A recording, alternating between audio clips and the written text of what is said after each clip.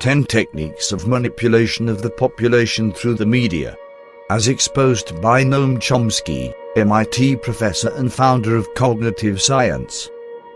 Note: each and every manipulation practice described here has its counteractions that can be learned and used by civil society, accountable political parties and NGOs.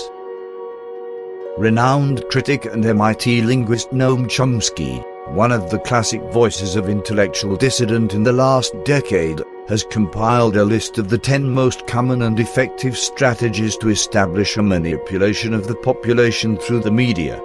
Historically, the media have proven highly efficient to mold public opinion. By using these strategies of media propaganda, have been created or destroyed: 1. Social movements. 2. Justified wars. 3. Tempered financial crisis. 4. Spurred on some other ideological currents. 5.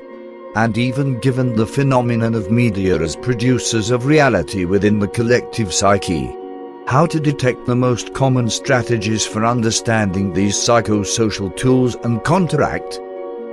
Professor Noam Chomsky synthesized and publicly exposed these practices, and they are: 1. The strategy of distraction. The primary element of social control is the strategy of distraction, which is to divert public attention from important issues and changes determined by the political and economic elites, by the technique of flood or flooding continuous distractions and insignificant information.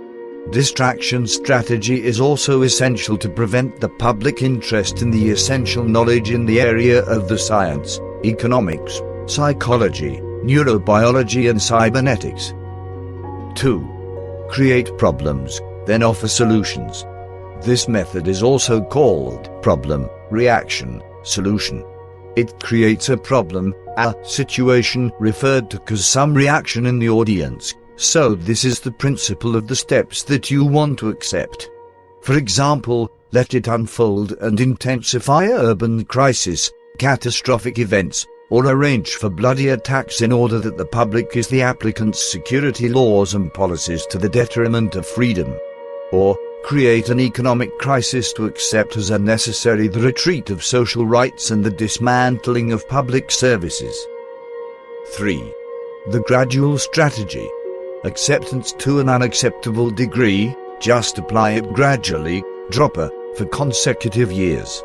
That is how the radically new socio-economic conditions were imposed during the 1980s and 1990s. The minimal state, privatization, precariousness, flexibility, massive unemployment, wages, and do not guarantee a decent income, so many changes that have brought about a revolution if they had been applied once. 4. The strategy of deferring. Another way to accept an unpopular decision is to present it as painful and necessary, gaining public acceptance at the time for future application. It is easier to accept that a future sacrifice of immediate slaughter. First, because the effort is not used immediately. Then, because the public, masses, is always the tendency to expect naively that everything will be better tomorrow and that the sacrifice required may be avoided. This gives the public more time to get used to the idea of change and accept it with resignation when the time comes. 5. Go to the public as a little child. Most of the advertising to the general public uses speech, argument, people and particularly children's logic, often closed to the weakness, as if the viewer were a little child or a mentally deficient. The harder one tries to deceive the viewer, the more it tends to adopt a tone infantilizing. Why? If one goes to a person as if she had the age of 12 years or less, then, because of suggestion, she tends with a certain probability that a response or reaction also devoid of a critical sense as a person 12 years or younger. 6. Use the emotional side more than the reflection. Making use of the emotional aspect is a classic technique for causing a short circuit on rational analysis, and finally to the critical sense of the individual. Furthermore, the use of emotional register to open the door to the unconscious for implantation of ideas, desires, fears and anxieties, compulsions, or induce behaviors. 7. Keep the public in ignorance and mediocrity, making the public incapable of understanding the technologies and methods used to control and enslavement. By the quality of education given to the lower social classes, that must be the poor and mediocre as possible, so that the gap of ignorance among the lower classes and upper classes is and remains impossible to attain for the lower classes. 8.